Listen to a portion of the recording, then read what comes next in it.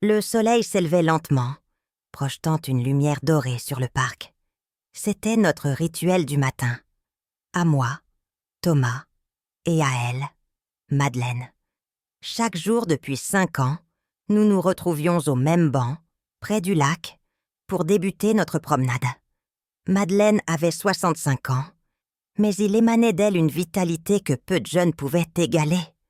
Ses cheveux argentés, noués en une tresse soignée, scintillaient sous les rayons du soleil, et ses yeux verts brillaient d'une lueur malicieuse qui semblait cacher un monde de mystère.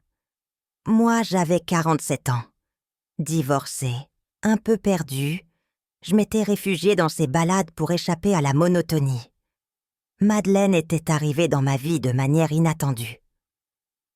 Un jour, alors que je nourrissais distraitement les cygnes, elle s'était assise à côté de moi avec un sourire énigmatique, me tendant un morceau de pain comme si elle savait déjà que nous allions devenir inséparables.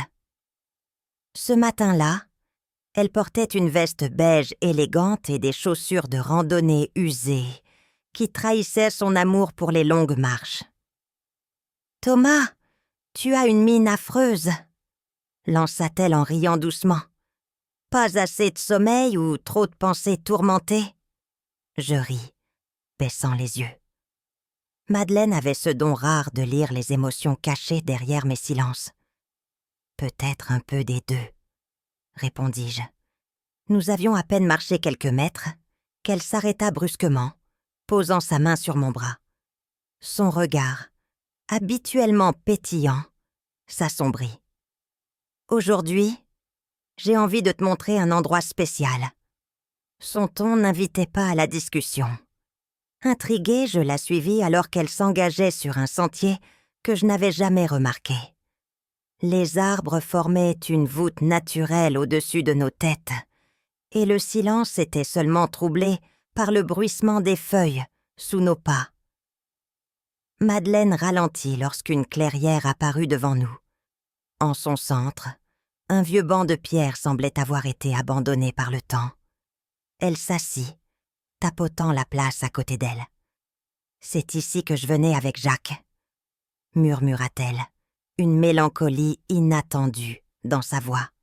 Jacques, son mari défunt. Elle en parlait rarement, et seulement lorsque l'émotion devenait trop forte pour être contenue. C'était notre refuge, loin du monde, loin des attentes. Je restais silencieux, respectant ce moment. Puis, à ma grande surprise, elle posa sa main sur la mienne. « Tu sais, Thomas, il y a des jours où je me demande si les souvenirs ne deviennent pas une cage. On les chérit, mais parfois ils nous enferment, nous empêchant de vivre pleinement. » Son contact était léger, mais il faisait naître en moi une chaleur troublante. Nous étions là, immobiles, tandis que les mots non dits flottèrent dans l'air. Madeleine tourna la tête vers moi, son regard empreint d'une intensité que je ne lui connaissais pas. Parfois, il faut oser briser cette cage. Son visage s'approcha légèrement, et l'espace entre nous sembla se réduire imperceptiblement. Mon cœur s'emballa, partagé entre la surprise et une curiosité nouvelle. Pourtant, Madeleine recula soudain, le rouge lui montant aux joues. « Excuse-moi, je ne sais pas ce qui m'a pris. » Je secouai la tête, cherchant mes mots. « Madeleine, ce n'est rien. » Mais ce n'était pas rien. Nous le savions tous les deux. Le jour suivant, je me rendis au parc plutôt que d'habitude, l'esprit tourmenté par l'étrangeté de ce qui s'était passé. Avais-je mal interprété ce moment avec Madeleine, ou y avait-il quelque chose de plus profond derrière ces paroles et ce regard prolongé? Les souvenirs se mêlaient aux hypothèses, alors que je scrutais les allées vides, espérant sa présence. Mais ce fut un autre visage familier que je vis d'abord. Étienne, un retraité jovial qui promenait son chien, m'interpella avec un sourire éclatant. « Alors, Thomas, déjà en balade? Tu as croisé Madeleine? Elle m'a dit qu'elle avait un truc à te montrer aujourd'hui. Je souris poliment, tentant de cacher mon trouble. Pas encore, Étienne. Mais je suis sûre qu'elle arrivera bientôt. Étienne hocha la tête avant de s'éloigner, tiré par son labrador trop enthousiaste. Je ne restai seule que quelques minutes, avant que le claquement familier des chaussures de randonnée de Madeleine résonne sur le gravier. À ma surprise, elle n'était pas seule. 2 autres femmes l'accompagnaient. Claudine, une amie qu'elle appelait souvent son alter ego, et Camille, une jeune femme d'une trentaine d'années que je ne connaissais que de vue. Claudine, tout en énergie et en éclat de rire, me salua d'un ton enjoué. « Alors, Thomas, prêt pour une matinée d'aventure avec les dames ? Madeleine nous a dit que tu pourrais avoir besoin de compagnie. » Je lançai un regard interrogateur à Madeleine, qui haussa les épaules avec un sourire énigmatique. « Je pensais que tu apprécierais un peu de diversité. Claudine est une experte en histoire drôle et Camille adore les énigmes. Nous allons te distraire. » La dynamique était différente, mais curieusement rafraîchissante. Alors que nous marchions tous les 4 le long du lac, Claudine racontait des anecdotes hilarantes de ses voyages passés. Camille, plus réservée, observait avec un sourire discret, interjectant parfois des devinettes qui nous faisaient tous réfléchir. Mais ce fut Madeleine, toujours au centre de l'attention, qui maintenait une connexion silencieuse avec moi. Ses regards furtifs et ses sourires me rappelaient constamment le moment partagé la veille. Alors que nous approchions d'un pont en pierre, une autre présence familière se joignit à nous. Paul, un homme d'âge moyen, qui peignait souvent les paysages du parc. Il transportait une grande toile et semblait heureux de croiser Madeleine. « Ah, mes muses préférées !» s'exclama-t-il en saluant notre groupe. « Madeleine, je me disais justement que je devrais peindre votre fameux banc de pierre. » Claudine, toujours prête à plaisanter, lui lança. « Fais attention, Paul. Madeleine pourrait te demander des droits d'auteur. » Le groupe éclata de rire. Mais je remarquai que Madeleine, malgré son sourire, paraissait distraite. Ses doigts jouaient avec la lanière de son sac à dos, et son regard se perdit un instant vers le banc de pierre que Paul mentionnait. Alors que la matinée avançait, notre petit groupe s'arrêta près d'une clairière. Claudine et Paul s'installèrent pour bavarder, tandis que Camille se plongea dans un livre qu'elle avait tiré de son sac. Madeleine, cependant, m'attira légèrement à l'écart. Son expression, bien que calme, portait une intensité inhabituelle. « Thomas, je voulais que tu viennes aujourd'hui, parce que je ressens quelque chose que je ne peux pas expliquer. » Elle hésita, scrutant mes yeux. Je me suis rendu compte que j'avais peut-être franchi une ligne hier. Mais cela ne m'a pas paru mal, et c'est ce qui m'effraie. Je n'eus pas le temps de répondre avant qu'une voix claire interrompe notre échange. C'était Sylvie, une voisine âgée du quartier, accompagnée de son petit-fils adolescent, Hugo. Ils avaient apparemment rejoint notre groupe par hasard. « Oh, Madeleine, je suis si contente de te voir. Hugo voulait te remercier pour les conseils que tu lui as donnés sur ses études. » Hugo, grand et élancé, sourit timidement. « Oui, merci, madame. Vos mots m'ont beaucoup aidé. » Madeleine lui adressa un sourire chaleureux. « Oh, Hugo, tu es un garçon intelligent. Je savais que tu trouverais ta voie. » Bien que ce moment ait été interrompu, l'intensité entre Madeleine et moi ne fit que croître. Alors que le groupe se dissipait progressivement dans différentes directions, Madeleine me fit signe de rester. « Nous devons finir cette conversation, Thomas. » Les autres étaient assez éloignés pour ne pas nous entendre. Madeleine prit une grande inspiration Et cette fois, ces mots tombèrent sans détour. Ce qui s'est passé hier, ce n'était pas un accident. J'ai ressenti quelque chose. Je ne sais pas où cela nous mène, mais je ne veux pas l'ignorer. Son honnêteté me désarma. Mon esprit luttait pour organiser mes pensées. Mais avant que je ne puisse répondre, elle ajouta doucement « Dis-moi juste une chose, Thomas. Est-ce que tu ressens ça aussi ?» Le silence s'étira entre nous, chargé de tension et de possibilités. Claudine, Camille, Paul et même Étienne et Sylvie n'étaient qu'un bruit de fond dans cette bulle que nous avions créée. Je savais que ma réponse allait changer quelque chose d'irréversible entre nous. Je m'étais attendue à beaucoup de choses ce matin-là, mais pas à la confrontation silencieuse et brûlante qui s'ensuivit entre Madeleine et moi. Pourtant, la tension n'était pas une fin en soi. Elle n'était qu'un prélude à quelque chose de plus vaste, une onde qui commençait à ébranler mon univers. Après notre échange avorté dans la clairière, le groupe continua à s'éparpiller. Paul ramassa ses pinceaux et retourna à son chevalet. Claudine proposa à Camille de l'accompagner jusqu'au marché local pour trouver des fleurs fraîches, une autre de ses marottes. Sylvie et Hugo partirent dans la direction opposée, discutant des études du jeune homme. Je me retrouvai seule avec Madeleine, mais pas pour longtemps. Un nouveau personnage fit son apparition. Bertrand, un ancien collègue de Madeleine, venait de sortir d'un sentier. L'homme, âgé d'une 60aine d'années, portait une veste élégante et une montre brillante qui reflétait le soleil matinal. Il semblait charmant, mais l'aura qu'il dégageait était différente. Calculée, presque dérangeante. « Madeleine !» s'exclama Bertrand en s'approchant avec un sourire éclatant. « Quelle surprise!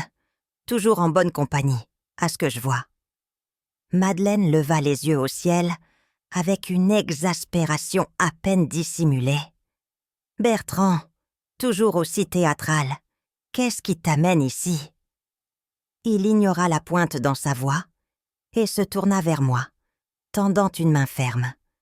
Bertrand Lacroix, ancien camarade de cette chère Madeleine. « Vous devez être Thomas. Elle parle souvent de vous. » Je serrai sa main, un peu surpris. « Enchanté. » Madeleine se redressa légèrement, croisant les bras. « Je doute qu'il soit ici pour parler de moi. » Bertrand riait déjà, comme s'il s'agissait d'une plaisanterie qu'il avait prévue. Mais je sentais une tension sous-jacente entre eux, une rivalité ou peut-être quelque chose de plus ancien. Quoi qu'il en soit, sa présence venait altérer la dynamique que Madeleine et moi partagions. Avant que je ne puisse vraiment comprendre la situation, deux nouvelles silhouettes émergèrent d'un sentier adjacent. L'une était Cécile, une femme d'une 40aine d'années à la chevelure rousse éclatante, connue dans le quartier pour son énergie débordante et ses actions bénévoles. Elle tenait la main d'un garçonnet espiègle d'environ 7 ans, son fils Hugo, un autre Hugo, différent de l'adolescent de Sylvie.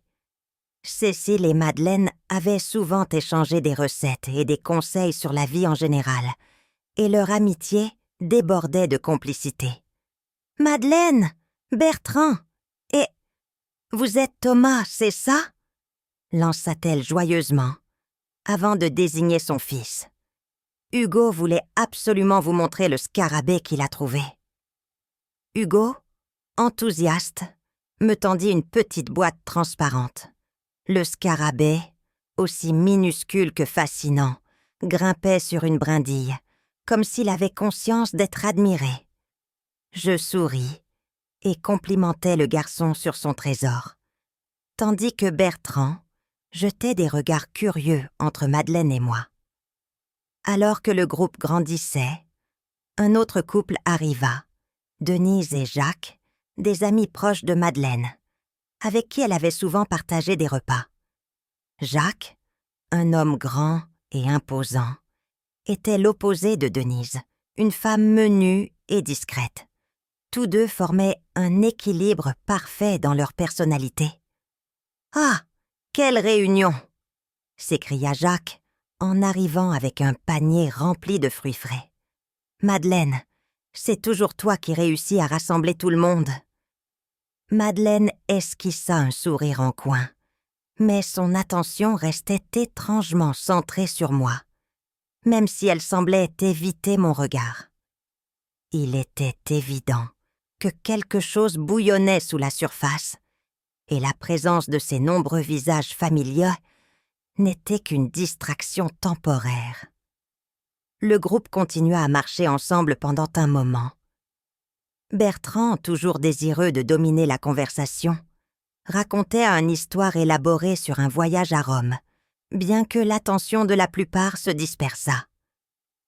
Cécile aidait son fils à grimper sur un petit rocher pour qu'il puisse avoir une meilleure vue du lac, et Denise et Jacques s'étaient légèrement éloignés pour discuter en privé. Madeleine ralentit sa cadence jusqu'à marcher à côté de moi, son épaule effleurant la mienne. Elle parla d'une voix basse, pour que les autres ne puissent pas entendre. Bertrand est insupportable, mais il connaît tous les secrets du quartier. Ne le prends pas au sérieux s'il dit quoi que ce soit sur moi. Je haussai un sourcil. Je ne sais pas pourquoi il m'intéresserait. Je suis ici pour toi, pas pour lui. Ses yeux se relevèrent vers moi, et un éclat traversa son regard.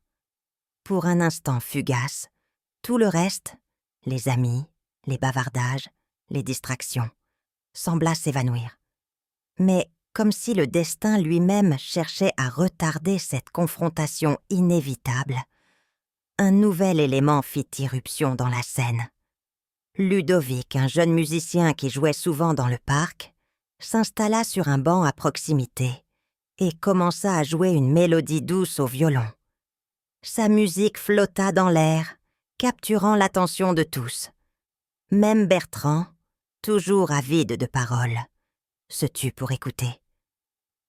Cette trêve musicale permit à Madeleine et moi de rester en silence côte à côte, chaque note semblant approfondir ce qui restait en suspens entre nous. Pourtant, dans le tumulte silencieux de mes pensées, je savais que ce moment suspendu ne durerait pas éternellement. Quelque chose devait céder. La musique de Ludovic s'éteignit en une dernière note, et les applaudissements du petit groupe brisèrent le silence enjoué du parc. Le jeune musicien rougit sous les éloges et inclina légèrement la tête avant de s'éloigner avec son violon. L'atmosphère entre Madeleine et moi, pourtant, restait tendue, tissée d'un mélange d'émotions inexprimées et d'interruptions constantes. Juste au moment où je pensais que nous pourrions enfin reprendre notre discussion, une nouvelle vague de visages familiers émergea des sentiers environnants. Louise, une institutrice à la retraite bien connue pour ses anecdotes captivantes, s'approcha avec deux de ses petits-enfants. Émilie, une adolescente vive et intelligente, et Maxime, un garçon timide qui tenait fermement la main de sa grand-mère. « Oh, Madeleine, quelle surprise! Et tout ce monde ici !» s'exclama Louise en repérant le groupe. Elle s'installa immédiatement sur l'herbe, incitant ses petits-enfants à jouer près du lac. « Émilie, montre donc à Hugo ton carnet de croquis. » Émilie, toujours prête à impressionner, sortit un carnet en cuir d'où jaillissaient des esquisses précises de paysages et d'animaux. Hugo, le fils de Cécile, s'extasia devant le talent d'Émilie, tandis que Maxime observait silencieusement, le visage à moitié caché derrière une casquette. Madeleine, cependant, semblait agacée par cette interruption supplémentaire. Elle attrapa ma manche et murmura « Viens, Thomas, j'ai besoin d'un moment de calme. » Nous n'avions pas fait plus de quelques pas qu'une autre figure émergea du chemin. Pierre, le frère aîné de Madeleine, accompagné de sa femme Marianne, surgit avec des sacs remplis de provisions. Leur fils, Clément, un homme dans la trentaine, suivait de près, portant une grande boîte de pâtisserie. « Madeleine, quelle coïncidence !» s'exclama Pierre en s'approchant pour l'embrasser sur la joue. « Nous allions pique-niquer près du lac. Tu nous rejoins ?» Madeleine sourit poliment mais secoua la tête. « Pas aujourd'hui, Pierre. Nous avons déjà quelque chose de prévu. » Marianne, toujours observatrice, jeta un coup d'œil curieux entre Madeleine et moi. « Ah, Thomas, je me souviens de vous. Madeleine parle souvent de vos promenades. C'est agréable de voir que vous êtes toujours là pour elle. » Clément, quant à lui, déposa la boîte de pâtisserie sur un banc voisin et proposa à Émilie et Hugo d'en prendre quelques-unes. Les enfants s'enthousiasmèrent immédiatement, et en un clin d'œil, les éclats de rire fusèrent, mêlant les générations dans une scène vivante et chaotique. Madeleine en profita pour me tirer doucement à l'écart, loin de l'agitation croissante. « Thomas, il faut que nous parlions, maintenant. » Mais avant que nous ne puissions échanger davantage, une voix autoritaire retentit derrière nous. « Madeleine, tu ne comptes pas nous ignorer, j'espère. » C'était Véronique, une femme d'une 50aine d'années, que j'avais vue lors de quelques événements communautaires. Elle était accompagnée de son mari Alain et de leur fille adulte, Sarah, une artiste reconnue qui travaillait souvent avec Paul, le peintre. Véronique croisa les bras, son regard scrutateur passant de Madeleine à moi. « Tout ce monde ici aujourd'hui, c'est presque une fête, non ?» Alain, plus réservé, posa une main apaisante sur l'épaule de sa femme. « Laisse-les tranquilles, Véronique. Ce n'est pas comme si Madeleine organisait un événement. » Sarah sourit doucement, tenant une toile qu'elle venait de récupérer chez Paul. « Vous devriez venir voir les dernières esquisses de Paul, Madeleine. Il m'a dit que vous seriez la première à les apprécier. » Madeleine remercia poliment mais refusa encore, visiblement agacée par l'impossibilité de trouver un moment de solitude. « Une autre fois, Sarah. Thomas et moi avons quelque chose d'important à discuter. » La mention explicite de « quelque chose d'important » entre nous sembla jeter un froid. Véronique pinça les lèvres, mais ne fit aucun commentaire. Sarah, en revanche, sembla intriguée, mais respectueuse, se retirant avec ses parents après un bref salut. Une fois enfin seule, ou aussi seule que possible dans un parc qui ressemblait désormais à une réunion de quartier, Madeleine soupira profondément et se tourna vers moi. « Ils sont adorables, mais parfois, c'est un peu trop. » Je hochai la tête, sentant que le moment était enfin venu. « Madeleine, qu'est-ce que tu voulais me dire ?» Elle s'arrêta, le regard tourné vers le lac où les enfants jouaient maintenant, avec des cerceaux improvisés. Ses yeux, d'ordinaire pétillants, étaient pleins d'émotion. « Thomas, je n'ai jamais ressenti cela avant. Avec toi, je me sens vue, écoutée, vivante. Mais je sais que ce que je ressens n'est pas simple, ni pour toi ni pour moi. » Je m'apprêtais à répondre, mais la voix forte de Claudine nous parvint au loin. « Madeleine, Thomas, venez, on a besoin de vous pour trancher un débat sur les fleurs sauvages. » Madeleine ferma brièvement les yeux, un sourire forcé aux lèvres. Décidément, ils ne nous laisseront pas tranquilles aujourd'hui. Alors que nous retournions vers le groupe, je sentis sa main frôler la mienne. Un geste fugace mais lourd de promesses.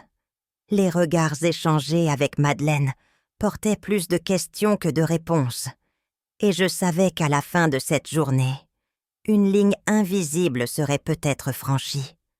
Le soleil déclinait lentement, baignant le parc dans une lumière ambrée. Les groupes qui avaient envahi la matinée s'étaient progressivement dispersés. Les éclats de rire des enfants s'étaient tus, Les conversations animées de Claudine et Paul avaient pris fin, et même Ludovic et son violon avaient quitté la scène. Il ne restait plus que Madeleine et moi, enfin seuls, tandis que le lac miroitait doucement sous la lumière du soir. Madeleine s'était assise sur le vieux banc de pierre, son regard fixé sur l'horizon. Elle semblait plus calme, mais une tension palpable émanait d'elle. Je m'assis à côté d'elle, l'espace entre nous chargé de tous les mots non dits de la journée. « Thomas », commença-t-elle d'une voix douce, presque cassée. « Tu sais, il y a des moments dans la vie où on doit décider si l'on reste immobile ou si l'on avance, même si cela signifie prendre des risques. » Je tournai la tête vers elle, scrutant son visage. Chaque ride, chaque ligne semblait raconter une histoire, et à cet instant, elle était plus belle que je ne l'avais jamais vue. « Madeleine, tu sais que je tiens à toi, plus que je ne le devrais peut-être. » Elle laissa échapper un léger rire, teinté de mélancolie. « Et moi, je m'accroche à toi comme un naufragé à une bouée. Je ne sais pas si c'est juste ou si c'est égoïste. » Je posai ma main sur la sienne, un geste simple mais chargé de sens.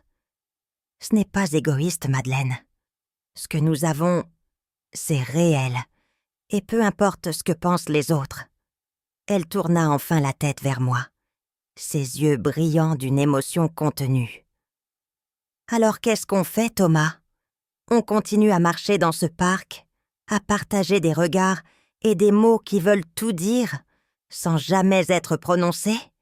Ou est-ce qu'on ose vivre, vraiment ?» La question resta suspendue dans l'air. Avant que je ne puisse répondre, elle se leva brusquement, faisant quelques pas vers le bord du lac. Elle se retourna alors, le vent jouant dans ses cheveux argentés. « Je veux vivre, Thomas. Je veux ressentir à nouveau. Mais j'ai peur. Peur de ce que cela signifie. Peur de ce que nous pourrions perdre. » Je me levai à mon tour, m'approchant lentement d'elle. « Madeleine, la peur fait partie de la vie. Mais je crois que le pire serait de ne rien faire, de ne jamais savoir. » Elle inspira profondément, ses yeux ne quittant pas les miens. « Alors prouve-le-moi. Montre-moi que nous ne sommes pas fous de ressentir cela. » Je savais que c'était le moment. Un moment où une ligne invisible, qui nous avait retenus si longtemps, allait être franchie. Je posai mes mains sur ses épaules, sentant la chaleur de sa peau à travers le tissu léger de sa veste. « Madeleine, » murmurai-je, ma voix à peine audible. « Tu es la seule chose dans ma vie qui semble vraie en ce moment. » Son souffle se suspendit, et avant qu'elle ne puisse répondre, je me penchai doucement vers elle.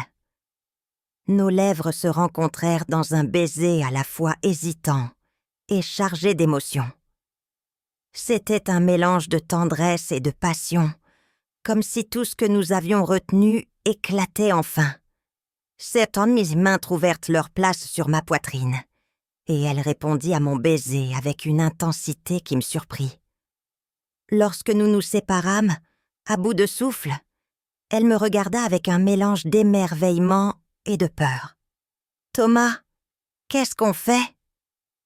Je lui pris les mains, les serrant doucement. « On avance, Madeleine. Un pas à la fois, peu importe où cela nous mène. » Elle hocha lentement la tête, une larme glissant sur sa joue. « Promets-moi une chose, ne me laisse pas tomber. » Je lui essuyai la larme du bout des doigts.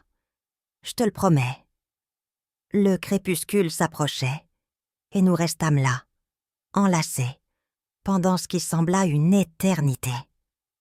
Le monde autour de nous s'était effacé, ne laissant que nous deux âmes qui avaient osé briser leur chaîne pour se trouver.